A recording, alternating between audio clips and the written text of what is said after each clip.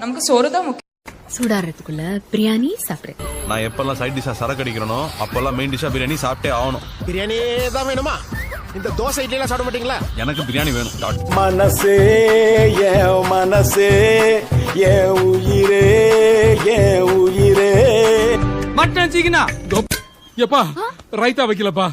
கடற்கடையா தெருரண்டி கையில பாட்டிலு மாட்டலடி கையில பாட்டிலு மாட்டலடி ஒரு கட்டிங்க கண்ணுல காட்டலடி.